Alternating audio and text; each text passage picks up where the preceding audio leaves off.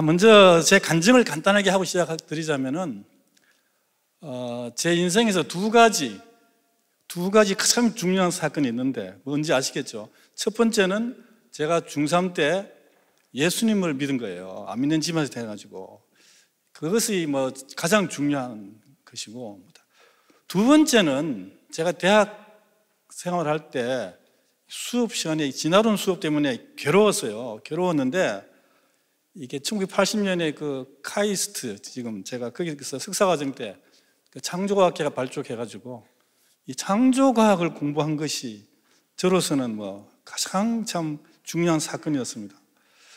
이 창조를 교회에서만 가르치는 것을 그대로 믿는 것이 아니고, 그죠? 교회 밖에서 수업 시간에 과학적으로 볼 때 하나님의 창조가 진짜 참된 진리다라는 것을 발견하는 것은, 깨닫는 것은 엄청난 힘이 돼요. 우리 특히 학생들한테는. 제가 1984년도에 영남대학에 부임하고 나서 지금까지 수많은 창조과학 강연을 해왔는데요. 제가 깨달은 이 창조의 진리를 우리 본교회 성도님들에게 나눌 수 있으면 하는 바람이 조금은 있었는데, 오늘 또 제가 책을 쓰게 된 것을 계기로 해서 이렇게 나누게 돼서 정말 감사하고요. 이 책을 쓰는데 고민 안 했습니다. 누구나 충분히 쉽게 재밌게 읽을 수 있으면서도 최신 심오한 정보를 담아야 돼요. 너무 쉽게 쓰면 깊이가 사라지면 가치가 없어져요. 너무 어렵게 쓰면 아무도 안 봐요. 이 딜레마를 가지고 고민을 5년 동안을 하면서 이 책 쓰는 5년이 걸렸거든요. 그런데 감사하게도 여기저기서 너무나 좋은 반응이 많이 나오고, 또 서점에서도 책이 아주 잘 나가고요. 무엇보다도 우리 김정원 목사님께서 책이 너무 읽기 좋다고 하시면서 또 이 자리에 세워주셔서 너무나 또 감사하고 그렇습니다. 그래서 우리가 다 같이 지금 제 PPT를 틀어주세요. 예. 다 같이 21세기 과학으로 본 신의 재발견, 과학으로 하나님을 발견할 수 있을까에 대해서 들어가 보겠습니다. 목차는 첫 번째는 성경이 나타난 우주, 두 번째는 우주 창조 설계의 세 가지 증거, 세 번째는 특별한 지구, 이렇게 진행하겠습니다. 자, 먼저 성경이 나타난 우주. 여러분 성경 많이 보시죠? 성경 공부 큐티 많이 하시잖아요. 근데 오늘 제가 나눠드리는 성경 구조는 아마 이런 게 있었어 아마 처음 보는 게 많이 있을 겁니다. 예. 창세기 1장 1절은 다 아시죠? 태초 하나님 천지를 창조하시고, 너무 많이 읽어서 외우시지만 그 심오한 의미는 잘 모르실 겁니다. 이것은 전 세계 어느 철학이나 종교나 다른 경전에는 없는 거예요. 이런 선언은요. 진리가 있습니다, 속에. 첫 번째는 태초에 시간의 시작이에요. 시간의 창조. 현대 물리학이 발견한 가장 위대한 것 중에 하나가 시간이 시작이 있다는 거예요. 그리고 하나님이 천지를 창조. 천지란 말은 그냥 우리말 후다닥 넘어가는데 천지. 그게 아니라 영어로 보면은 the heavens, 하늘들이다. 하늘들과 and the earth, 그리고 지구다는 뜻이에요. 그냥 하늘이라는 게 뭐냐? 이것은 공간이에요. 공간, 우주 공간. 그리고 그 공간이 펼쳐져 있는 수많은 은하들과 별들을 얘기하는 거예요. 공간과 천체들을 하나님이 만드셨다. 그리고 특별히 하나님이 관심을 가지신 것이 지구입니다. 그래서 지는 the earth, 지구예요. 지구는 우주에서 가장 작아 보이지만 하나님이 가장 포커스하고 이렇게 예수님을 보내주신 그곳이 지구예요. 그래서 시간과 공간, 그리고 우주와 지구의 창조와 시작에 대한 가장 위대한 선언이다. 그 창세기 말씀 읽으면 여러분이 몸에 이렇게 소름이 돋고 경련을 일으켜야 돼요. 그냥 넘어가면 그거 안 되는 겁니다. 예. 자, 성경 말씀을 제가 한번 보겠습니다. 이사야서 40장 26절인데 같이 한번 읽어보실까요? 시작. 너희는 고개를 들어 저 위를 바라보아라. 누가 이 모든 별을 창조하였느냐? 바로 그분께서 천체를 군대처럼 불러내신다. 누가 이 많은 무엇을 창조했느냐? 별을 창조했느냐? 특히 이사야서는 하나님의 창조에 대한 얘기가 무진장 많이 나왔습니다. 그 창조가 중요한데 오늘날 이 창조를 우리가 진화론자들하고 물질주의자들하고 유물론자들 뺏겨버렸어요. 하나님의 천체를 군대처럼. 이 군대가 뭡니까? 많다는 뜻도 있지만은 군대는 조직이 되게 질서가 있어요. 예를 들면 소대, 분대, 소대, 중대, 대대 이렇게 해가지고 딱 이렇게 질서가 있고 이렇게 구분이 되어 있잖아요. 우주가 그렇습니다. 우주를 공부해 보면요. 우주가 군대처럼 다 질서가 잡혀 있다는 거예요. 또 이사야 40장 22절을 보면요. 그는 하나님은 땅이 궁창에 앉으시나니 땅에 사는 사람들은 메뚜기 같으니라. 그가 하늘을 차일같이 펴셨으며 거주할 천막같이 지셨고. 이 말씀을 혹시 보신 기억이 있으십니까? 하나님의 땅을 어떻게 창조했냐? 창세기 1장에 그냥 창조했다 간단하게 넘어가지만 이사야서나 다른 곳이 보면은 그 창조에 대해서 구체적으로 자세하게 설명하고 계세요. 하나님의 우주를 창조할 때 땅 위, 지구 위에 궁창이란 말이 이게 전 번역이 마음에 안 들어요. 국어사전 찾아봤는데 안 나와요. 국어사전도 안 나오고 어감이 안 좋잖아요. 궁창. 그런데 영어로 보면은 The Circle of the Earth예요. 동그란 지구란 뜻이에요. 하나님이 동그랗게 만드신 지구 위에 앉아 계시다. 그러니까 하늘 저 위에서 내려다보시면은 꼬물꼬물대기는 사람들은 메뚜기처럼 보이겠죠. 예. 그리고 또 하나님이 하늘을 어떻게 자일같이, 자일이 뭡니까? 텐트입니다. 쫙 그늘을 막는, 햇빛을 막는 그늘을 치는 쫙 넓은 텐트를 치고, 또 거주할 천막같이 지셨다. 천막이 뭡니까, 여러분? 천막이 어떻습니까? 천막이라는 것은 보통 때는 접어서 조그맣잖아요. 창고에 이렇게 트렁크에 뒀다가 딱 피면 쫙 커지지 않습니까? 그러면 그 천막은 어떻게 만드는 거예요? 왜 만드는 거예요? 사람이 들어가 살라고, 쉬라고. 사람의 포커스가 있는 거예요. 우주를 하나님의 하늘을 창조하실 때 사람이 살 수 있도록 우주를 만드셨다, 이 뜻이에요. 이것이 어마어마하게 중요한 그 원리입니다. 그래서 또 욥기서 26장 10절에 보면은 뉴턴이 이 말씀을 보고 만유를 깨달은지 모르겠는데 이 만유인력 법칙이 나와요. 이게 고전이구나. 예. 고전. 욥기서 26장 10절은 수면의 경계를 그으셔서되 빛과 어둠이 함께 끝나는 곳이니라. 빛과 어둠이 함께 끝나는 곳, 수면에 바다 위에 선을 딱 껐는데 빛과 어둠이 함께 끝나는 거예요. 영어로 보면 뜻이 더 분명해요. 빛과 어둠의 경계선에 뜻이에요. 이것은 지구가 입체적으로 동그랗다는 거예요. 입체적으로 야구공, 농구공처럼 동그랗다는 거예요. 옛날에 중동의 사람들은 지금 어떻게 생각하냐면 지구는 평판처럼 납작한 원판처럼 디스크처럼 생겼다고 생각했거든요.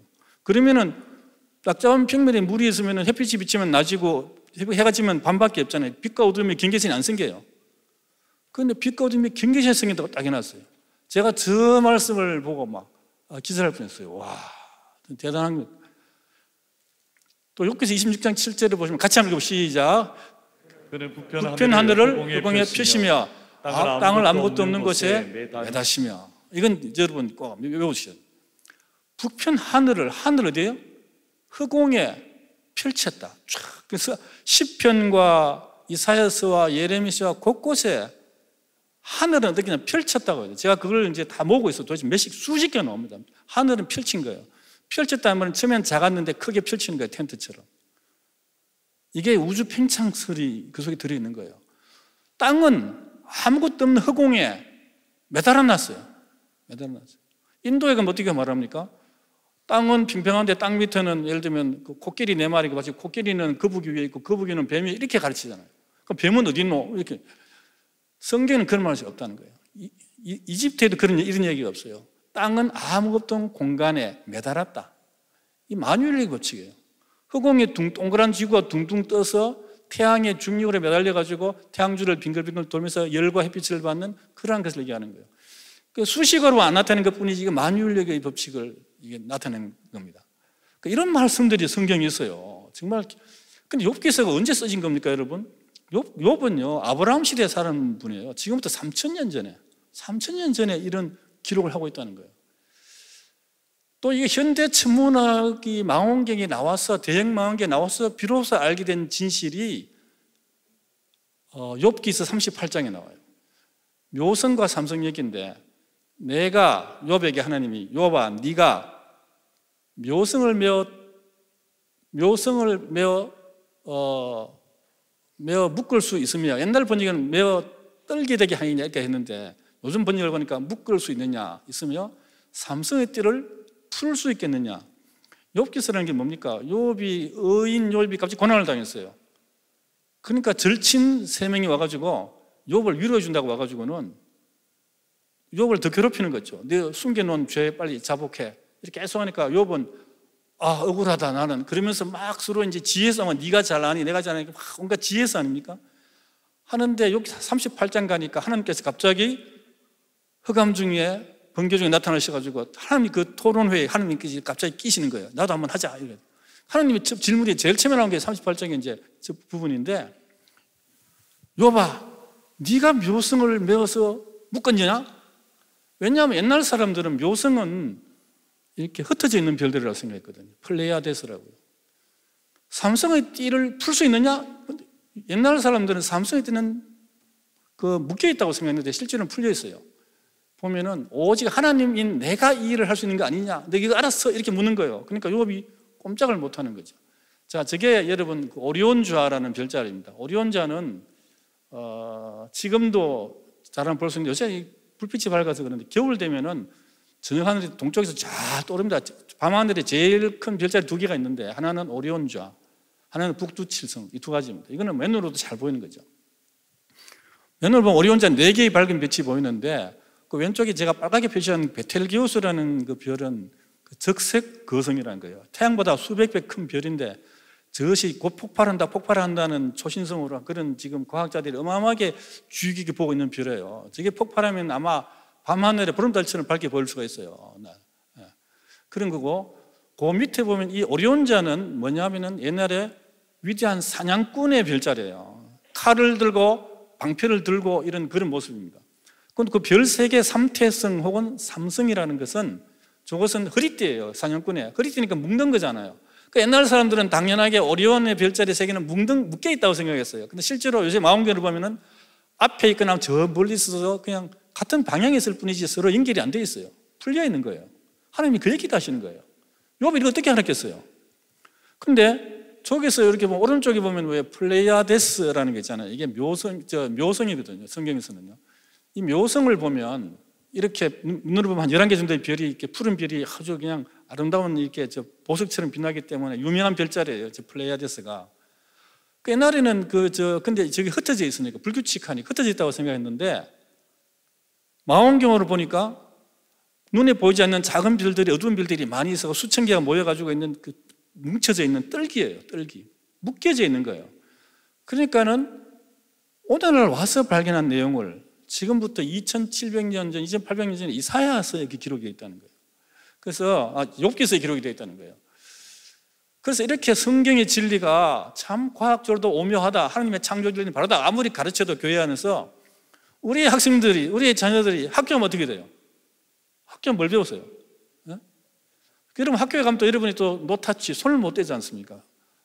학교에서 이런 거 가르쳐요. 제가 6종 과학 교과서를, 고등학교 교과서를 다 봤는데 그 중에 하나 천재교육이 보면은 제 앞에 나는 무엇이었을까?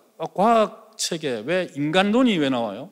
저기 보시면 여러분 글씨가 보이는지 모르겠는데 나무에서 내려와 걷게 된 나는 자기가 원숭이였다는 거죠. 아이덴티티를. 그 밑에는 뭐냐면 나는 최초의 단세포에서 진화해서 된 나는, 그러니까 나는 단세포가 뭐 물고기가 됐다가 도롱뇽이 됐다가 이렇게 뭐 이렇게 내가 진화해가지고 원숭이가 왔다는 거예요. 이걸 가르치는 거예요.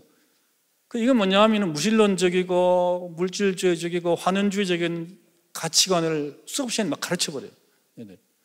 그런데 요거 끝나는 게 아니에요. 그 밑에 보면은 토의 문제가 있어요. 나는 무엇인지 토의해보자. 친구하고 토의해보는 거예요. 토의하면서 야 너는 뭐냐? 너는 나무에서 내려와서 된 인간이냐? 뭐 이렇게 해가지고 토의하면서 답을 쓰는 거예요. 자꾸 이제 강화 교육을 하는 거지. 그 사탄의 세 가지 교회를 공격 루트가 있어요. 이번 잘 생각하셔야 돼요. 첫 번째는 뭐냐 하면은 이단, 종교적으로, 영적으로 이단이 들어오는 겁니다. 초대교회 영지주의부터 시작해서 통일교, 요새는 신천지가 난리잖아요. 신천지가요, 대구에 경북대, 계명대, 영남대, 대구대 이런 데다 한 500명씩 한 2,000명 가량 있다고 하는 정보가 있어요. 우리 CCC 간사님 나오고 그러더라고요. 근데 기독교 동아리 학생들은 다 합쳐봤자 몇백 명 안 돼요. 완전히 지금 막 캠퍼스는 신천지한테 완전, 교회는 못 들어와 하면 되지만은 학교는 마음대로 돌아가지고 전도하고 완전 애들을 포섭해가지고 이거를 우리가 신학적으로 방패를 박지만은 이 학교에 건너가 버리면 교회도 막지를 못해요. 심각한 문제죠. 두 번째는 뭐냐면 문화적 침투예요. 이 문화적 침투가 제일 무섭습니다. 저는 이 부분을 제일 무섭습니다. 여기 전문가가 우리 교회 있어야 된다고 늘 보는 생각하는데, 게임이나 뭐 만화나 동영상이나 이러한 어떤 쾌락주의나 세속주의 이런 것들을 통해 가지고 막 들어오는데, 이것을 그 어떤 도덕적 혼란, 도덕적 회색주의 이래 가지고 들어와요. 그럼 우리 아이들이 거기에 막 휩쓸려 가는 거죠. 사실 2번이 제일 파워풀합니다. 세 번째가 뭐냐면 지식적 침투예요. 오늘 제가 하는 거예요. 예를 들면 진화론이라든지 뭐 일단 무신론적인 교육이라든지 이런 걸 통해 가지고 들어오는데, 이 부분은 지식적으로 들어 학교에서 수업 시간을 통해서 이렇게 들어옵니다. 그럼 이 두 가지가 상승작용을 일으켜요. 친구들하고 놀이 게임하고 해서 교회에 다니던 아이가 신앙이 흔들흔들 할 때 수업 시간 딱 떠는데 교수님이 너는 예를 들면 침팬지가 진화해서 된 거야, 뭐 이렇게 넌 진화한 거 이렇게 해버리면 확신이 돼가지고, 제 친구 고등학교 때부터 고등학교, 대학교, 박사까지 같이 친구인 교수가 있었는데 우리 과에, 이 친구가 대구 큰 교회 장로님 아들이에요. 고등부 회장까지 지냈어요. 지금 교회도 안 나오고요, 성경 비판하고 그러고 있어요. 내가 너무 가슴이 아파요. 제가 이 책을 쓴 동기 중에 하나는 내 친구들에게 좀 복음을 전할 방법이 없을까? 말 한두 마디 될 일이 아니야. 너무 친하니까 힘들어. 그래서 책을 써가지고 그 친구들이, 이 책은 교수들이 봐도 깜짝 놀라는 정보들이 들어있습니다. 그러니까 중학생 읽어도 읽을 수가 있고, 교수가 봐도 이런 게 있었어? 그러니까 제 친구한테 이 책을 쫙 제가 나눠줬는데, 그랬더니 한 친구가 읽으면서 카톡을 보냈어요. 책 너무 재밌다 하면서 그 밑에다가 뒤에다가 박식하면 놀라면서 저는 창조학만 40년을 했잖아요. 40년을. 다른 교수들이 공부 안 하는 분야를. 그래서 이게 그 지식적 침투와 문화적 침투는 같이 오는 거예요. 그래서 이 두 가지를 우리가 교회에서 이 두 가지는 우리가 막지를 못해요. 그런데 이단은 말씀으로 막고, 문화적 침투는 사랑과, 진짜 진정한 사랑과 자존감을 키워주면 되는데 안 넘어가는데, 이 지식적 침투는 창조론과 성경적 세계관을 굳건히 교육을 해줘야 돼요. 이 부분에서 교회가 너무 취약하다는 거죠. 자, 리처드 도킨스라고 유명한 교회 공격하는 진화론자가 있습니다. 이 사람이 만들어진 신이라는 또 유명한 책을 썼어요. 이 책을 써가지고 뭐라고 했냐면, 그러다 보면은 제가 글씨가 잘 안 보여, 이거 보겠습니다. 눈먼 물리적 힘과 유전자 복제로 이루어져 있는 우주 속에서 인간이란 뭡니까? 우연의 덩어리예요. 우연의 덩어리들이 앉아 계시죠. 아니, 그리고 인간 속에는 시도 없고 이성도 없고 정의도 없다. 그리고 설계도 목적도 악도 선도 없다. 악도 선도 없다 이거예요. 세상에 악이 어디 선이 있노? 목적도 없다 이게 인생은. 여기서 뭐가 나오는 거냐 하면은 LGBTQ 문화의 뿌리에 이게 있는 거예요. 오늘날 전 세계에 이걸 흘러간 이유가 이게 있습니다. LGBTQ가 뭡니까? 레즈비안, 게이, 바이섹슈얼, 트랜스젠더 아닙니까? 옛날에 이거 네 가지였는데 요새는 Q가 붙었어요. Q가 뭔지 아시는 분 계십니까? Q. 우리 청년들 Q. 퀘스천. 모른다 이거 내 정체성을. 아침에는 남자인데 오후 되면 난 여자야. 이렇게 왔다 갔다 하는 거. 그 다음 날은 또 여자야. 이렇게 되는 거예요. LGBTQ 문화가 되는 거죠. 이 리처드 도킨스를 유명하게 만든 책이 이기적인 존재로 전 세계 베스트셀러가 되었습니다. 영남대 도서관에 있는 책을 제가 찍은 거예요. 하도 수백 권을 꼽아놓고 애들이 많이 보니까 다 따랐어요. 여기 보면 뭐라고 되어 있냐면 이렇게 되어 있습니다. 생명이란 그저 디지털 정보들의 바이트들이며 프로그램이 입력되어 있는 생존 기계들이다. 생존 기계. 원숭이는 유전자가 나무 위에 있도록 하는 기계이고, 물고기는 유전자를 물속에 있도록 해주는 기계이다. 우린 기계예요. 아까는 뭐라고 했습니까? 물질 덩어리인데. 그래서 여기서 기계론적 인간이 나와요. 목적도 없는 기계론적 우연 덩어리. 이런 것을 갖다가 가르쳐주는데, 이 책이 베스트셀러 돼가지고 어마어마하게 모든 학생이 다 읽고 있다 이거예요.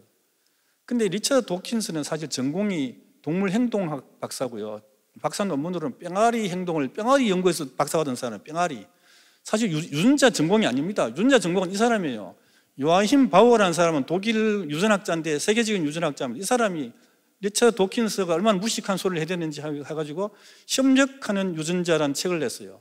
여기 보시면은 인간의 삶은 이기적인 유전자끼리 피튀기는 생존 경쟁의 자리가 아니다 그랬고요. 유전자 혹은 게놈은 세 가지 생물학적 기본 원칙을 따른다. 협력, 커뮤니케이션, 창의력이다. 유전자의 법칙은 유전자를 제대로 연구한 사람 협력, 창의력 이런 거다 이거죠. 커뮤니케이션인데 이기적인 게 아니다는 거죠. 전문가가 이렇게 얘기하는 거예요. 그런데 이게 세상이 진실이 알려져도 사람들이 진실을 안 받아들이고 옛날에 엉터리 정보를 계속 받아들이고 그게 인기가 있는 거예요. 그래서 어쨌든 간에 오늘날의 학교 교육을 딱 두 가지 질문을 제가 맞춰볼게요. 첫 번째, 우주는 어디서 왔는가? 빅뱅에서 시작했다. 이거 빅뱅. 이제 오늘 빅뱅 얘기를 제가 좀 이따 할 거예요. 인간은 어디서 왔는가? 인간론이에요. 인간은 폭발한 별의 먼지에서 진화했다. 이거. 폭발한 별이 뻥 터진 그 먼지가 모여가지고 지구가 되고 지구가 진화했다. 이 먼지. 그래서 인간 이퀄 먼지예요. 아까는 우연이라면서요. 이제 기계라더니 이제는 먼지예요. 먼지. 그래서 자, 여기서 제가 퀴즈를 하나 내겠습니다. 퀴즈를 맞춘 분에게 책을 하나 드릴 텐데요. 빨리 손을 드셔야 됩니다. 질문.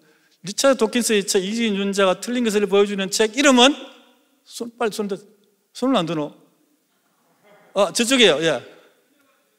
예, 맞습니다. 힘량한 유전자. 그러니까 갖고 가세요. 예, 나오세요. 예. 나는 앞에 있는 청년들이 책 빨리 가져갈 줄 알았는데 그 행동이 느려. 재빨리 해야 되는데 답이 다 있었잖아. 예. 예. 제가 사인을 해놨습니다. 예. 좀 이따가 질문 하나 더 나오니까 찬스를 놓치지 마세요. 제가 한 질문 5개가 책 5권 좀 되고 싶었는데 이게 시간이 쫓겨가지고 제가 자, 그 다음에 자, 빅뱅 이론을 좀 우리가 한번 생각해보자. 빅뱅 이론이 조금 머리 아플지 모르지만 여러분 아주 쉬운 겁니다. 그러니까 빅뱅 이론이 뭐냐면 빅방이라는 말은 뻥이에요. 뻥 터졌다는 겁니다. 크게 뻥 터졌어요. 뭐가 대폭발이죠. 우주는 대폭발로 뻥해서 우연히 발생하였다. 이것이 빅뱅 이론이에요. 뭐 어려운 거 하나도 없어요. 1929년에 에드윈 허블이라는 현대 천문학의 아버지라는 유명한 천문학자가 있었어요. 그분이 저런 망원경 가지고 옛날 구형 큰 망원경이죠. 2.5m 크기의 망원경으로 우주를 관측을 했어요. 그리고 오늘날에는 저런 걸로 이제 봅니다. 이게 이제 2025년에 이제 완공되는데 우리나라에서도 여기에 가입해 같이 이제 칠레에다 건설하고 있습니다. 직경 8.4m. 어마어마한 크기죠. 예.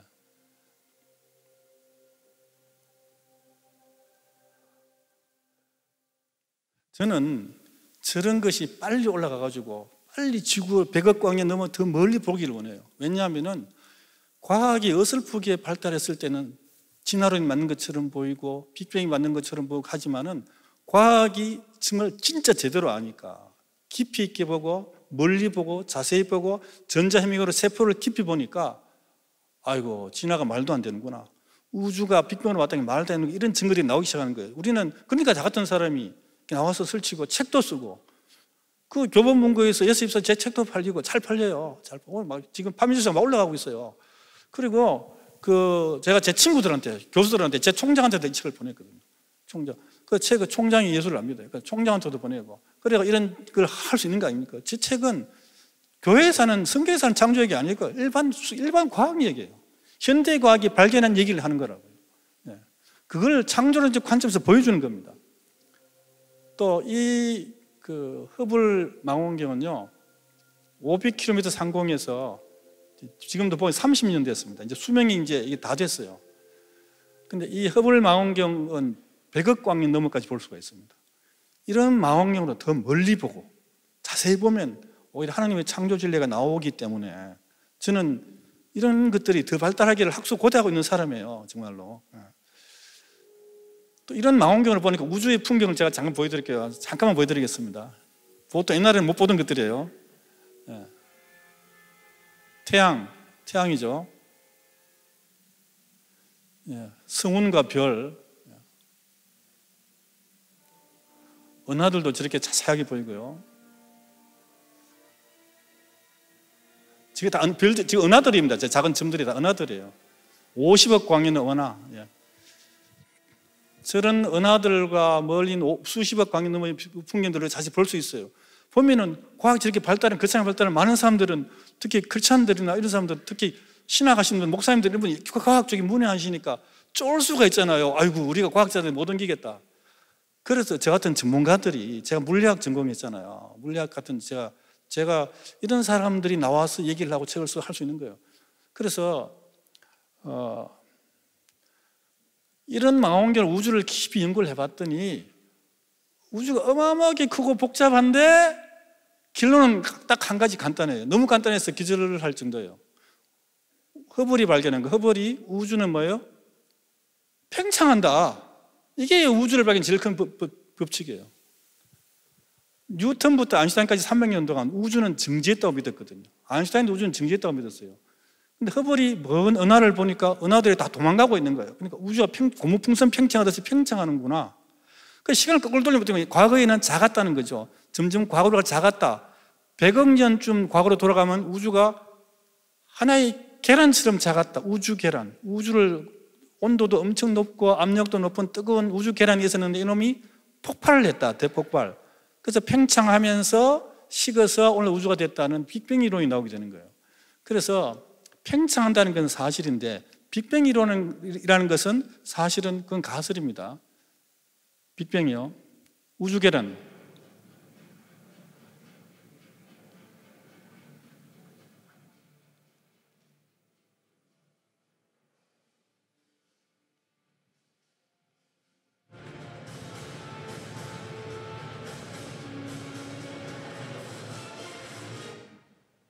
저렇게 우주 계란이 폭발을 해가지고 팽창을 하면서 우주가 됐다. 이 빅뱅으로 나온 거예요. 1931년에 르메트르가. 그걸 가지고 과학자들이 1980년까지 50년을 연구해 봤더니 이겁니다. 르메트르와 가모버가요. 그러니까 가모버는 그 우주 계란이 바로 양성자와 중성자와 전자와 빛이 얽힌 아일렘이란 거다. 근데 아일렘도 우주 계란의 다른 이름이지. 그래가지고 이렇게 우주가 나왔다는 거예요. 이게 빅뱅이에요. 100억 년 전에 빅뱅을 해가지고 우주가 식어지면서 커지면서 별들이 모여가지고 은하가 생기면서 왔다. 이게 빅뱅 이론이거든요. 그런데요, 이 이론은 지금도 일반인들은 90%, 99% 이런 빅뱅 이론을 생각하고 있고 교과서도 이런 걸 가르치고 있는데 이것은 이분의 전문과학자들은 이미 지금부터 40년 전에 틀렸다고 증명하는 이론이에요. 틀린 이론이에요. 틀린 이론. 이미 다 포기해 버려진 쓰레기통에 들어간 이론이라고요. 그럼 뭐냐? 그러니까 1981년에 알랑 구스라는 사람이 이런 문제를 아니까 과학자들이 급팽창 빅뱅 이론이라는 것을 이론을 냈어요. 1980년에. 이게 뭐냐? 우주가 뻥 터지자마자 제일 왼쪽에 여러분 보시면요. 작은 점에서 터지잖아요. 그 다음에 급팽창을 냈어요. 빛의 속도의 수백 조배, 빛의 속도의 수백 조배 빠르기로 엄청난 크기로 팽창하다가 갑자기 스톱! 급증지. 제가 이 부분이 제일 아직도 아무도 설명 못하는 건데 여러분 KTX가 시속 300km로 서울로 가고 있는데 쫙 가다가 서울역 앞에서 1m 앞에까지 300km 가다가 브레이크 밟아 스톱! 1m 만에 설 수가 있습니까? 그럼 어떻게 됩니까? 기차가 날아가고 난리가 나겠죠. 빛의 속도보다 빠른 속도로 우주가 팽창하던 그 거대한 우주가 갑자기 스톱! 하면서 천천히 왔다는 거예요. 근데 이 인플레이션이라는 급팽창이라는 개념을 넣으니까 옛날에 어려운 문제들이 좀 풀린다는 거죠. 그래서 제가 이 이름을 이렇게 붙여줬어요. 제가 붙인 이름이에요. 급팽창 급증지 우주론이에요. 급팽창 급증지 우주론. 오늘날의 빅뱅 이론은 이걸 나오고 있는 거예요. 이겁니다. 오늘날 이 책에서 가르치는 학자들. 그런데 이 이론의 증거가 있다. 그것이 뭐냐면 우주 배경 복사다. 여러분 뭐 유튜브를 보면 우주 배경 복사 많이 나 책에도 나오고요. 자, 우주 배경 복사 얘기를 제가 간단하게 두 페이지로 정리해 드릴게요. 우주 배경 복사가 뭐냐? 복사란 말은 전자파예요. 마이크로웨이브. 마이크로웨이브는 여러분 집집마다 오븐 있잖아요. 오븐에 왜 국대올 때 넣고 데우잖아요. 그게 마이크로웨이브예요. 그런 마이크로웨이브 저기서 전파가 우주 공간에 꽉 차 있어서 지구에서 보면 지구로 온다는 거예요. 그게 뭐냐? 빅뱅 때 그 뜨거운 열이 뻥 터진 다음에 100억 년 동안 식은 열이다. 이거 식은 열. 그것이 마이크로웨이브다. 그래서 윌슨과 핀제스가 발견해가지고 노벨상 받기까지 했는데 오늘날에는 저 플랑크 인공위성이라는 거 가지고 지구 상공에다 띄워가지고 높은 데 띄워가지고 인공위성이 지금 측정하고 있어요. 굉장히 정밀하게. 그 측정한 결과를 보여드릴까요? 자, 우주 배경 복사가 왼쪽 위에 계란처럼 생긴 납작한 거 있잖아요. 저게 이제 전체 우주의 뭐냐면 온도 분포예요. 약간 빨간색은 0.002도 온도가 높고 파란색은 0.002도가 낮은 부분이에요. 그래갖고 온도가 높고 낮은 부분에서 이렇게 별들과 은하들이 생긴다 이렇게 했어요. 그런데 저걸 갖다가 다시 해상도를 낮춰가지고 알기 쉽게 오른쪽 밑에 같은 그림인데요. 오른쪽 밑으로 해보니까 비정상 분포라는 온도 분포가 나와요. 우주를 딱 반을 나눠가지고 오른쪽은 온도가 높고 왼쪽 온도가 낮은 거예요. 이게 과학적으로 물리적으로 말이 안 되는 거예요. 그래서 이걸 비정상 분포가 발견된 거죠. 플랑크 위성에 올라가가지고 정밀하게 측정을 해보니까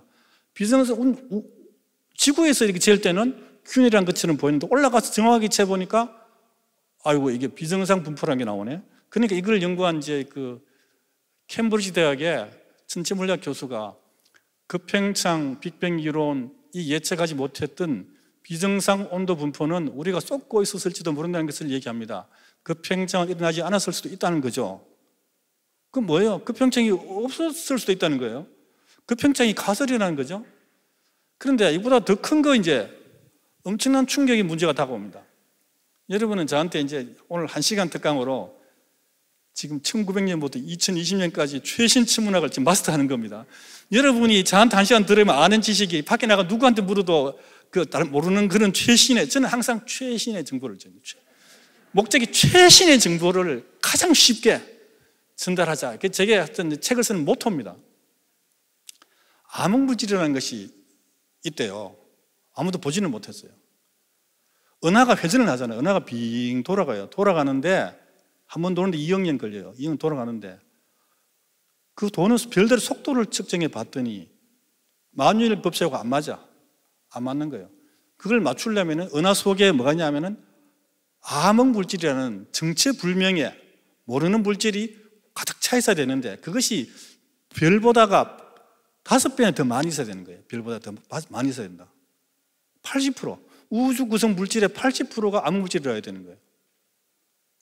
암흑물질을 지금까지 100년 가까이 찾아왔습니다. 근데 아직도 못 찾았어요. 지금도 1년에 수천억 연구비를 들여서 암흑물질을 찾고 있습니다. 근데 못 찾고 있어요. 이거 찾으면, 오늘 찾으면 내일 노벨상 5개 줄 수도 있어요. 그만큼 중요한 거예요. 우주의 80%를 못 찾고 있으니까. 자, 이것도 못 찾아서 천문학계가 흐득이는데 1998년에 펄머트라는 천문학자가 더 충격적인 발견을 했습니다. 암흑 에너지라는 건데요. 우주가 뻥 터진 다음에 여러분 왜 고속도로를 가다가 100km를 가다 악셀을 놓으면 어떻게 됩니까? 차가 쓱 느려지죠. 빨라지려면 악셀을 밟아야 되는 에너지를 줘야 돼요. 우주 계란이 뻥 터지고 나서 이제 점점점 팽창 속도가 느려질 걸로 100%의 과학자들이 생각을 했는데 펄머트가 측정을 해보니까 우주가 가속도를 붙여가지고 점점 더 빨라지는 거예요. 다시 말하면 여러분 악셀을 안 밟았는데 자동차가 뭐 빨리 가는 거 똑같은 거예요. 그러려면 그 에너지가 있어야 되잖아요. 이 거대한 우주를 가속 팽창시킨 에너지가 뭐냐? 없어. 아무리 찾아도 모른다 이게. 그래서 정체불명의 에너지가 우주에 가득 차 있다. 이름을 뭐냐면 암흑 에너지, 이렇게 다크 에너지라고 이름을 붙였어요. 근데 이것을 계산을 해보니까 더 충격적인 것은 우주 전체 에너지 74%래요. 우리가 보이는 에너지보다도 모르는 에너지가 더 많은 거예요. 그래서 정말 이 암흑 물질과 암흑 에너지 이 두 가지만 가지고도 천문학자들이 이걸 발견하면요, 내일 노벨상 10개 줄 수도 있습니다. 근데 제가 6종 과학 교과서를 6개를 다 살펴봤는데 암흑 물질, 암흑 에너지 얘기를 하는 교과서 한 개도 없어요.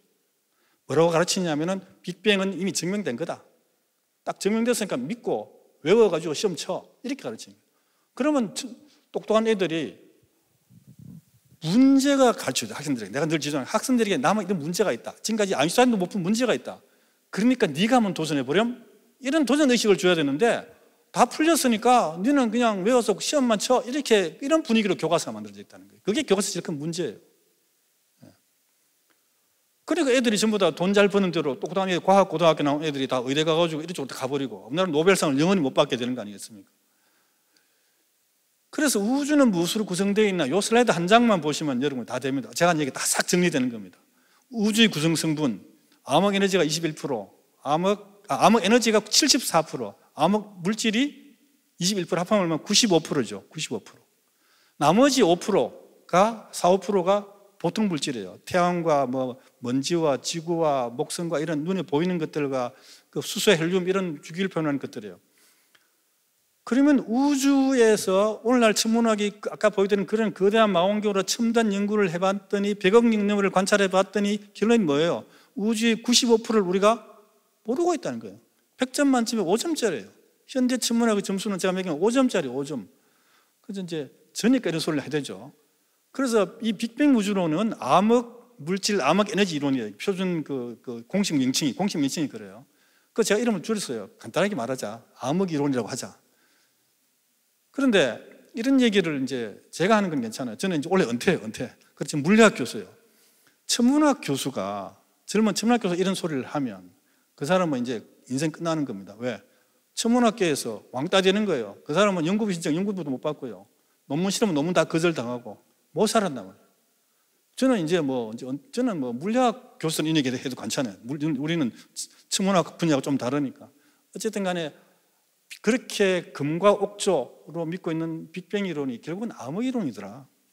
자, 제가 그래서 이런 걸 갖다가 군진 얘기가 하는 얘기가 아니고 이미 천문학계에서 논문으로 다 이게 알려져 있는 내용이고요. 그래서 이 빅뱅에 반대하는 유명한 천문학자들이 많이 있어요. 그 중에 제일 유명한 폴 슈타인하르트라는 사람이 있어요. 프린스턴 대학교 전체 물리학 교수인데 이분이 뭐라고 그랬냐면은 초기 1980년대 예측들은 인플레이션 급행창이 어떻게 작동하는지에 대한 매우 초보적인 이해에 근거하였고 이것들은 이제 완전히 틀린 것으로 결론났다. 이 양반은 간이 배 밖에 나온 사람이에요. 저렇게 하면은 이제 이 사람은 이제 모든 연구비 다 끊어지고 이제 끝나는 건데 이 사람이 이렇게 큰 소리 치는 이유가 있어요. 이 사람은 세계적인 학자거든요. 빅뱅 이론을 뼈대를 세운 이 사람이 30년 동안 1980년부터 지금까지 빅뱅 이론 뼈대를 세워 그 분야의 최고로 높은 사람이기 때문에 자기가 30년 빅뱅 이론을 연구해 보니까 아이고 아니구나. 옛날에가 보이던 인플레이션 급팽창 급증급 빅뱅 이론이 아니다고 이 사람이 딱 선언을 해버리고 다른 엉뚱한 이론을 내는 거예요. 그러니까 이런 사람은 그래도 살아남는 거는 유명한 힘이 있으니까. 그래서 그만큼 이게 빅뱅 이론이 문제가 많은 이론이에요, 사실은. 근데 학생들만 그걸 모르고 있는 거예요. 그러니까 제가 빅뱅 이론의 6가지 가설을 보여드릴게요. 자, 정리하는 겁니다. 1. 빅뱅 에너지는 어디서 왔나? 우주계는 어디서 왔냐 이겁니다. 그러니까 많은 사람들이 또 신학자들은 하나님이 우주계를 창조했다. 그건 말이 돼요. 하나님이 우주계를 만드는 게 말이 되는데 하나님이 창조 안 하면 빅뱅 에너지는 설명할 수가 없어요. 급팽창은 진짜 존재했나? 급팽창은 어떻게 갑자기 급증가했나? 우주는? 그 다음에 암흑물질은 뭔고? 암흑 에너지는 과연 존재하는가? 은하들이 어떻게 만들어졌나? 은하 형성 문제가 어마어마하게 큰 문제인데요. 오늘 그 시간관에서 그건 설명 안 했는데 이 6가지 가설이 그 속에 들어있어요. 하나도 이 모든 질문은 전 세계 어느 과학자도 대답할 수 없는 질문이고 우리 학생들이 수업 시간에 가가지고 모른 척하고 이렇게 하는 겁니다. 선생님 제가 어떤 분한테 들었는데요 암흑 에너지라는 게 뭐 있다는데 그 선생님 뭐예요? 물어봤어요. 고등학생에서. 그러니까 선생님이 그걸 잘 알고 설명하시면 그분은 이제 업투데이트한 정보를 가지고 열심히 공부하신 분이고 야, 나도 모르겠는데 이러면 그 공부 안 하시는 옛날 그 공부한 거 가지고 계속 울고먹는 분입니다. 그래서 그래서 빅뱅 이론은 뭐냐? 6가지 가설을 곱하기 한 이론이고요. 빅뱅과 빅히스토리는 수많은 가설과 오류 위에 세워진 무신론의 바벨탑이에요. 이것을 팩트로 교과서에 가르치고 우리 아이들이 그래서 그걸 배우고 사실로 믿고 그 믿음의 뿌리가 흔들흔들한다 이거죠. 그래서 이걸 가르칠 필요가 있는 거죠. 자, 퀴즈를 내겠습니다, 여러분. 빅뱅 이론 속에는 몇 개의 가설이 숨어 있습니까? 예? 6개 맞아요. 저 앞에 있어가지고 문제 보이다. 6개. 문제가 너무 쉬웠나? 앞에 앉아있으니 유리합니다, 이럴 때는요. 네. 사실 폴 슈타인하르트나 세계적인 유명한 그 전체 물리학자들이나 천문학자들이 빅뱅을 비판으로 떠나는 이유는 이런 6가지 가설들이 있기 때문에 떠나는 거예요. 자, 여러분 빅뱅 이론은 가설이 되고 이렇게 부실한 거다를 설명하는데 제가 시간이 좀 걸렸습니다. 예. 자, 그러면 다음으로 21세기 최신 우주과학이 발견한 우주의 비밀이라는 주제로 조금 생각을 해보겠습니다. 우주 창조 설계의 3가지 증거를 제가 말씀드리겠는데요. 첫 번째 엔트로피 법칙, 두 번째는 우주는 시작이 있다, 세 번째는 미세 조정인데 우주는 시작이 있다는 걸 제가 간단히 말씀드렸어요. 현재 천문학이 발견한 최고의 건 우주는 시작이 있다는 거예요. 창세기 1장 1장은 맞아요. 그 얘기는 제가 생각해서 생략하고 엔트로피 법칙과 미세 조정인데 엔트로피 법칙도 제가 간단하게 설명. 엔트로피 법칙 어려워 보이죠? 어려워 보이는데 엔트로피란 말이 뜻은 뭐냐 하면은 무질서 도입니다. 무질서하다. 여러분 이렇게 의자에 앉아있으면 질서가 있잖아요. 이러면 엔트로피가 낮은 거예요. 근데 우리가 오늘 이제 예배를 마치고 나가면 막 흩어지잖아요. 흩어지면. 그럼 엔트로피가 높은 겁니다. 엔트로피 법칙은 뭐냐 하면은 자연 상태에서 그냥 가만히 두면은 항상 모든 시스템은 우주도 그렇고 무질서한 방향으로 흘러간다. 자동차를 새로 샀는데 한 10년, 20년 지나면 낡아지죠. 이것도 엔트로피 법칙이고요. 자동차 기름 10만 원치 했는데 한 몇백 킬로 가면 연기대가 사라져요. 이것도 엔트로피 법칙이고, 사람이 늙는 것도 엔트로피 법칙이고요. 그래서 엔트로피 법칙은 무질서 확산의 법칙이에요. 그래서 우주 속에서 모든 에너지는 점점 무질서해지며 쓸모없는 에너지로 변해간다. 이것이 에너지 품질 저하의 법칙이에요. 상식적으로 맞는 얘기죠. 맞는 얘기예요. 이름만 어렵지. 근데 이 엔트로피 법칙이 성경에 있다는 거 아셨어요? 시편 102편 26절에 같이 읽어보시죠. 시작. 그는 영전하시겠고 그것들은 다 옷같이 낡으리니 의복같이 바꾸면 바꾸리니와. 이 말씀 들으면 여러분은 그냥 아무 감동 없겠지만 저는 이 말씀 읽을 때마다 부르르 떨리거든요. 시편에 다윗이 지금부터 2700년인가 전에 살은 다윗이, 연대는 제가 좀 틀린지 모르겠어요. 나중에 목사님께서 정확히 수정하시고, 시편에 그때의 동서고금 모든 나라는 우주는 영원하다. 동양도 그렇고 서양도 그렇고 이집트도 그렇고 그리스도 그렇고 우주는 영원하다고 다 하면서요. 근데 성경 말씀에 그런 말은 한마디도 없고 천지는 없어진다. 이게 현대 천문학의 발견은 제일 중요한 거예요. 옷이 낡아지듯이, 이게 바로 엔트로피 법칙, 옷 낡아지는 게. 엔트로피 법칙을 따라서 낡아져 간다. 그 성경에 나타난 우주적 엔트로피 법칙이고요. 성경에 이런 말씀이 있다는 거예요. 그런데 우주의 미세 조정은요, 제가 지금부터 보여드릴 텐데, 우주의 미세 조정은 뭐냐면은 미세 조정, 미세하게 조정한다. 파인 튜닝이죠. 여러분 이런 거 보면 좀 머리 아플 수 있는데 간단한 겁니다. 물리 상수라는 게 우주에 많이 있는데, 만유인력의 법칙이 만유인력 상수, 빛의 속도, 원자의 법칙이에요. 플랑크 상수, 전자의 질량, 중성자의 질량. 이 정도는 아시죠? 다 초등학교 수학교만 나도 아니고. 지금까지는 과학자들이 이것을 측정을 했어요. 만유인력 상수 얼마고 빛의 속도가 초속 30만 킬로고 측정을 해가지고 소수미 9자까지 측정을 했는데, 지금 측정이 다 끝났어요. 대부분. 그러니까 할 일이 없어졌어요. 그러니까 어떤 물리학자가 심심해가지고, 야, 빛의 속도가 왜 30만 킬로냐? 질문을 가진 거예요. 그럼 30만이 아니고 그것을 조금만 바꿔보자. 바꿔봤더니 난리가 나는 거예요. 꼭 하면 빛만 그냥 다른 것도 바꿔보기 시작하는 거죠. 그래서 미시조정이 발견된 겁니다. 우주의 미시조정이란 뭐냐면은 중력이 10의 60제곱분일만 바뀌어도 우주가 존재가 안 되고요. 아인슈타인의 우주 팽창 상수는 10의 120제곱분일만 바뀌어도 우주가 사라져버리고, 중성자와 양성자의 질량 비율이 0.1%만 바뀌어도 안 되고, 이런 거예요. 자, 중력이 제일 여러분 잘 아시니까 쉬운 걸로 합시다. 쉬운 걸로. 어려운 거 하지 말고. 뉴턴이 만유인력 법칙을 발견했잖아요. 공식을 발견했어요. 공식에서 보면 G, 만유인력 상수 G라는 게 있잖아요. 그래서 측정을 했어요. 측정을 해보니까 6.673 곱하기 10의 마이너스 11이다. 이런 값이 나오는 거예요. 나오는데 그 값을 정말로 조금만 바꾸는 거예요. 조금 미세하게 아주 좀 바꿔보는데 얼마나 바꾸느냐 하면은 673을 674로 살짝 바꿨더니 우주가 붕괴되는 거예요. 이게 웬일이니? 이래 돼가지고 좀 더 조사를 해봤더니, 더 정밀하게 조사를 해봤더니 실제로는 1이 아니고 10의 60제곱분의 1만 바꾸어도 우주가 그냥 별도 사라지고 생명도 사라지고 이런 일이 생기는 거예요. 와, 충격적이다. 10의 60제곱분의 1이 어떤 숫자지? 여러분 감이 안 오시죠? 제가 감을 하나 드릴게요. 감. 저 파란 구가 전체 우주예요. 전체 우주는 크기는 아직 모르지만 1000억 광년 될 거다. 1000억 광년. 그 끝에다가 화살 관역을 하나 갖다 놓은 거예요. 1m짜리 화살 관역을 갖다 놓았어요. 우주 반대쪽에서 활을 하나 들고요. 눈을 감고 빙글빙글 돌다가 관역이 이쪽에 있겠지? 하고 한 방 쐈는데 그것이 우주를 건너가가지고 관역 가운데 딱 박힐 확률이 10의 60제곱분의 1이에요. 이게 가능한 겁니까? 이걸 믿으면 돌봐주셔야 돼요. 돌봐주셔야 돼요.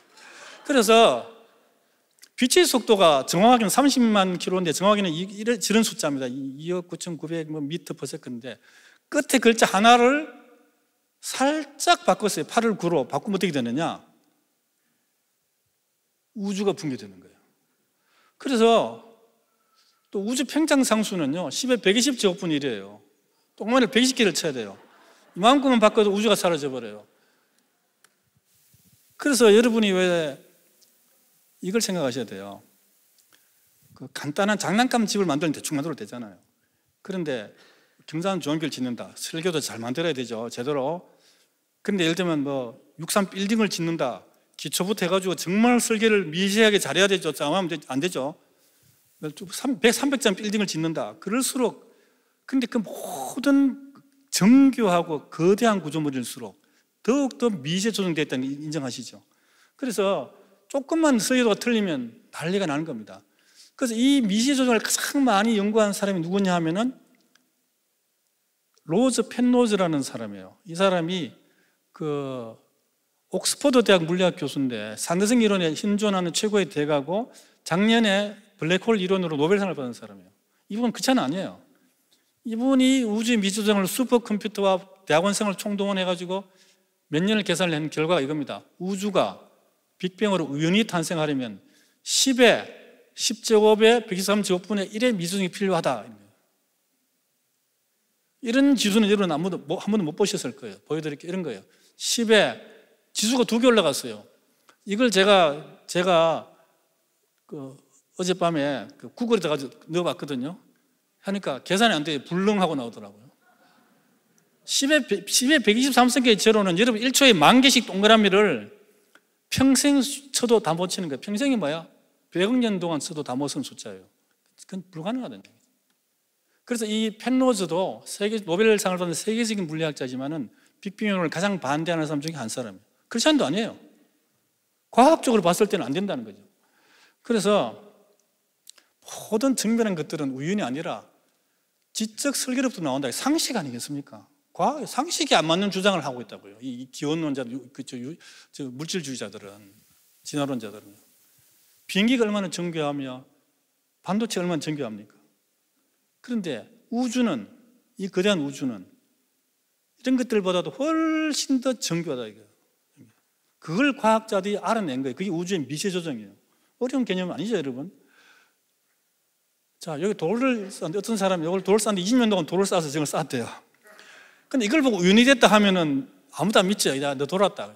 좀 더 난이도가 높은 거예요. 자, 이걸 보고 우연이 됐다고 막 주장을 하면 그 사람은 돌봐줘야 됩니다, 여러분. 근데 이것보다 훨씬 더 정교하고 어려운 것이 우주예요. 근데 우주를 보고 빅뱅으로 우연이 됐다고 주장하면은 돌봐주려고 하는데 그 사람들이 말을 안 들으니까 방법이 없어요. 그래서 우주의 물리 상수들이 우연히 저절로 이렇게 놀랍도록 정교하게 미조정되어 있는 걸까요? 우연히? 저절로?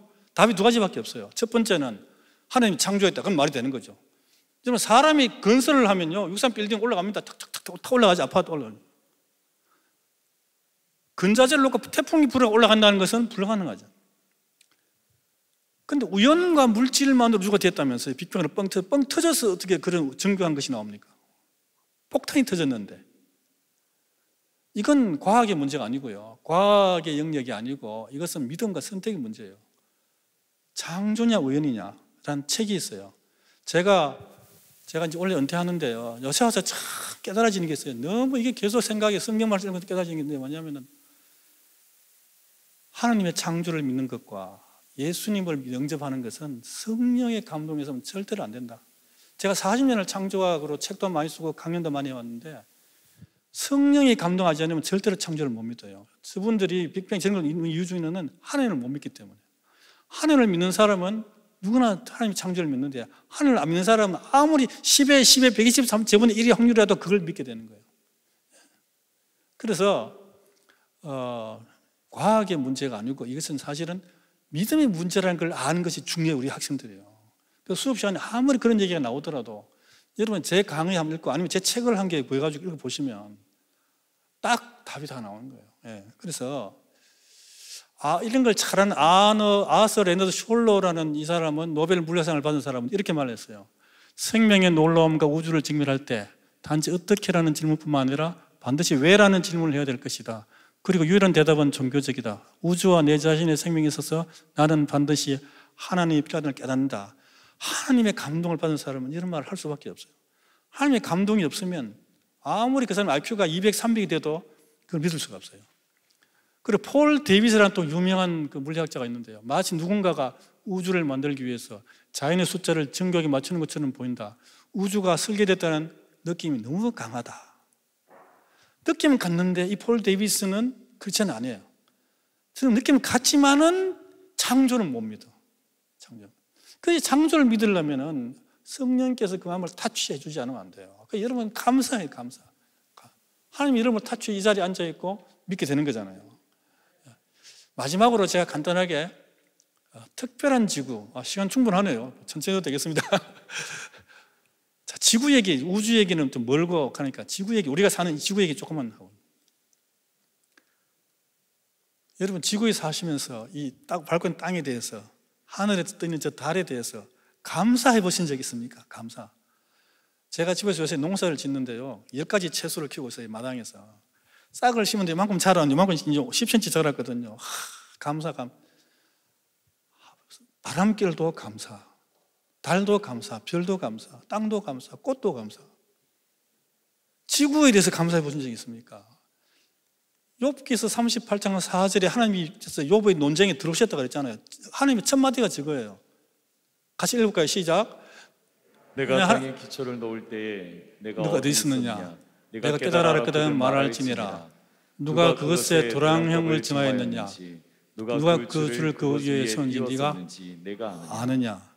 하나님의 첫 번째 질문은 욥의 친구들 사이의 질문하고는 차원이 다르죠. 내가 지구를 창조할 때 너 어디 있었어? 욥이 할 말이 있으니까 없죠. 그때는 욥이 없었는데 뭐. 누가 그 지구 설계도를 지겠느냐 이 얘기예요. 도량법이라는 게 설계도거든요. 하나님, 내가 지구를, 인간을 위해서 딱 설계한 게 아니냐. 이게 지구 설계도예요.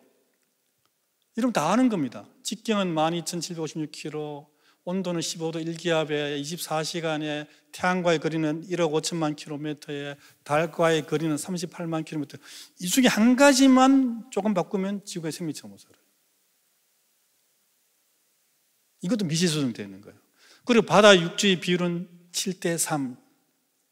지구의 자기장도 있고 뭐 하여튼 수많은 게 있는데 대표적인 몇 가지 보면요, 야 요새 인간이 너무 많다, 지표면을 넓혀라, 땅을 넓혀가지고 먹고 살기 좋지. 지구의 크기를 10% 키우면 면적은 넓어지죠. 근데 중력이 강해져서 물이 증발하고 구름이 사라져요. 구름이 사라지면 지구는, 육지는 다 사람이 살 수 없는, 생명체가 못 사는 사막이 되어버려요. 사막. 지구의 크기를 반대로 줄이면 바다가 사라져요. 바다가. 지구와 태양까지 거리가 1억 5천만 킬로미터인데 지구가 태양 주위를 완전한 온운동 1%의 오차 내에서 운동을 하고 있어요. 정말 그런 게 잘 없어요. 없어요. 지구만 그래요. 그런데 5%만 지구가 태양 쪽으로 가까이 가거나 멀어지면 지구는 생명체가 살 수 없어요. 난리가 나요. 5% 가까이 가면 지구는 더워서 죽고요. 5% 멀어져 가면 얼어 죽어요. 실제로 또 달 얘기를 좀 해볼까요? 여러분 그 달이요, 옛날에 보름달, 밤에 깜깜한데 걸어갈 수 있게 좋은 달처럼 보이지만은 달은 생명 필수 조건인데 생물학적으로가 아니라 물리적으로요. 과학자들이 달을 최근 연구를 해봤더니 달의 직경은 3,500km고 지구의 거리는 38만 km고 빛이 1초 만에 가는 거리잖아요. 근데 저 달이 없으니까, 달을 빼보니까, 컴퓨터로 돌려보니까 지구가 남극과 북극이 왔다 갔다 하는 거예요. 남극과 북극이. 북극이 남극되고 우리 한반도가 갑자기 북극이 돼버리고 엉망진창이 돼버리는 거예요. 그 지구가 항상 북쪽으로 해가지고 평행도시에 안정하게 뱅 돌게 붙잡아주는 게 뭐냐? 달이에요. 이걸 요새는 천문학자들이 다 알아요. 여러분만 모르죠. 오늘 알았으니까 이제 달 보고 감사하셔야 돼요. 달이 있어야 우리가 봄, 여름, 가을, 겨울 사계절 있으면서 산다니까요. 그런데 또 한 가지, 아폴로가 달나라를 가가지고 그 거울을 놓고 왔거든요. 그걸로 레이저를 쏴요. 해마다 레이저 쏴서 달까지 거리를 미리미리 오차내에서 정밀하게 수십 년 동안 측정을 해왔어요. 측정을 해봤더니 기가 막히게 발견됐어요. 달이 1년에 3.8cm 멀어져 가는 거예요. 달이 지구부터 멀어져 가는 거예요. 왜 멀어져 가냐? 달이 지구에 밀물섬을 일으키잖아요. 밀물섬을 땡겼다 놨다 하면서 달이 에너지를 잃어가지고 멀어져 가는 거예요. 그런데 그걸로 반대로 시간을 계산해 봤더니 달이 10억 년이 지나면은 지구에 붙어버려요. 그런데 달이 로슈 한계라는 거리 가까이까지 1억 1,800km까지 가까이 오면 달이 부서져 가루가 되어버려요. 달이 조금만 가까이 오면 지구에는 수백 미터 높이에 쓰나미가 매일 일어나는 거예요. 쓰나미가. 그 달은 실제로는 10억 년 되면 달이 가까이 오면 달이 이렇게 깨져가지고 가루가 돼가 토성의 태처럼 돼버려요. 근데 여러분 교과서 달의 나이와 지구의 나이가 몇 년 배웠다고요? 지구의 나이가 46억 년, 달의 나이가 42억 년 배웠잖아요. 다 가설이에요. 가설. 이것만 가지고 해도 제가 이 얘기를 딱 하면 깜짝 놀라는 거죠. 더 정확한 것은요, 실제로 달은 지금 위치에서부터 10%만 가까이 오면은 밀물섬으로 더 세지고 대지진이 나고 해일이 발생하고 이런 일이 생기는 겁니다. 그래서 달은 지금 저 위치에 저 크기도 딱 있어야 돼요. 처음부터 완전한 창조론. 완전한 창조, 이대로 만들어야 돼요. 가까이서부터 서서 멀어져가 말이 안 돼요. 그래서 이 모든 것을 잘 아는 지미 데이비스와 포어라는 과학자는 이런 말을 했어요. 이제 지구는 수십억 행성 가운데 하나 정도가 아니라 진귀한 진주를 보인다. 자료에 따르면 지구는 최적의 시간에 최적의 장소에 있는 유일한 행성인 듯하다. 외계 행성을 제가 전문으로 연구를 많이 하거든요. 제가 오늘 외계 행성이 좀 하려다 시간광행성을 제가 뺐어요. 저 있는 슬라이드가 한 10장 좀 들어가는데 뺐는데, 외계 행성을 지금 4,000개를 발견한 결과 지구가 너무 특수하고 너무 독특하다는 걸 확인하는 데 그치고 있어요. 예. 그래서 이걸 총정리하자면요, 자, 빅뱅과 세계관 신앙 관계를 제가 짚어드릴게요. 빅뱅으로부터 우주가 시작해서 뻥 터져가지고요. 그 다음에 우주가 진화하고, 우주 진화 중에 지구가 생기고, 지구에서 생물이 단세포를 세고 진화해가지고 인간이 됐다. 이것을 갖다가 빅히스토리라고 그래요. 이걸 빅히스토리. 이 책이 또 유명한 유발 하리슨 책, 유명한 세계적 베스트셀러가 됐어요. 이 책을 읽으면은 아이들이 막 어마어마하게 감동을 받아 넘어가는 거죠, 책이. 근데 이 모든 것이, 빅뱅은 가설의 오류의 덩어리고요, 우주 진화도 마찬가지고요, 생물 진화 얘기는 제가 오늘 생물 얘기는 안 했는데 저것도 전부 다 반증되고 있고요. 그래서 이런 걸 받아들이면 이렇게 되는 겁니다. 이걸 받아들이면 유물론적 인간이 나오죠. 인간은 별의 먼지다. 그리고 유신진화, 이걸 또 예수님 믿으면서 이걸 받아들이면 유신진화론을 건너가게 돼요. 아담은 진화한 원숭이다. 창세기 1장과 1장을 못 믿는 거예요. 그리고 변질된 신학과 신앙이 생기는, 그게 자유주의 신학으로 건너가 19세기에 저렇게 됐어요. 19세기. 그래서 유럽과 미국이 넘어간 거예요. 진화론 때문에 뿌리가 그렇게 됐습니다. 저기서 동성애 문제도 다 지금 LGBT 저기서 나오는 거예요. 그래서 우리가 아이들이 요새 아까 말한 제일 처음 시작한 부분, 문화적 감성의 부분, 그 다음 지적인 부분을 우리가 잘 트레이닝하지 않으면 우리 다음 세대가 지키기 힘들다. 부모님들은 이걸 탑치를 못하세요. 잘 모르고. 제가 참 이런 얘기를 안 하려고 했는데 참 워낙 심각하니까 제가 한마디만 하고 넘어가겠습니다. CCC 대표 간사를 지낸 목사님이 저한테 교회 다니는 아이가 대학 1학년 입학해가지고 30살까지 그 신앙을 유지할 확률이 몇 프로라고 생각합니까? 교수님 그러더라고요. 한 50%, 한 70, 80% 안 되겠습니까? 했더니 10%입니다. 10%거든요. 1명 중에 아이가 교회를 떠나간다는 거예요. 젊은 세대가 교회를 떠나가는 일이 너무 많아요. 이거 외에도 다른 문제가 많이 있겠죠. 그렇지만은 우리가 이런 것을 인식하고 우리가 다음 세대를 위한 특별한 배려와 교육과 돌봄과 이런 것들이 필요하다. 오늘날 교회가 그렇게 생각을 하고요. 자, 결론을 내리겠습니다. 빅뱅은 사실이 아니며 가설 수준에 머무르고 있다. 우주 속에는 우연으로는 불가능한 창조 설계의 증거가 미시의 조정으로 각인되어 있다. 지구는 하나님이 특별히 설계하시고 창조하신 특별한 행성이다. 그리고 성경은 과학적으로 보아도 오류가 전혀 없다. 오히려 현대과학이 놀랄 만한 진리를 담고 있다. 이렇게 우리가 결론을 낼 수 있겠습니다. 다 같이 마지막 성경 말씀 읽겠습니다. 시작. 창세로부터 그의 보이지 않은 것들 곧 그의 영원하신 능력과 신성이 그 만드신 만물에 분명히 보여 알겠다니 그러므로 제가 핑계치 못할지니라. 만물을 연구하는 게 과학 아니겠습니까? 과학을 깊이 연구할수록 하나님의 창조가 더욱더 드러난다는 것이고요. 제가 책을 2권을 썼는데요. 빅뱅 얘기를 자세하게 쓴 것이 빅뱅과 5차원 우주 창조라는 게 2016년도에 나왔고요. 그 다음에 올해 제가 과학으로 하나님을 발견하셨을까라는 이제 책을 올려냈어요. 이분이 더 깊이 알기를 원하시는 분은 이런 책을 구해서 보시면 되겠습니다. 감사합니다.